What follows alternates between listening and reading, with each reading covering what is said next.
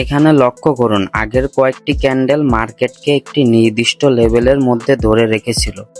এই জায়গায় প্রাইস বারবার নিচের দিক থেকে রিজেকশন পেয়েছে, অর্থাৎ সেলার প্রাইসকে আর নিচে ধরে রাখতে পারেনি।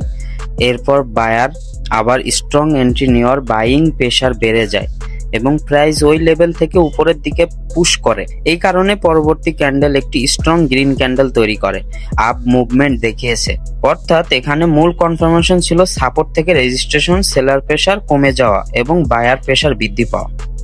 এর জন্য এখানে আমরা আপ ডিরেকশনে একটা এন্ট্রি নিয়ে নিয়েছি। এই ট্রেডটাও 100% আমাদের প্রফিট যাবে ইনশাল্লাহ।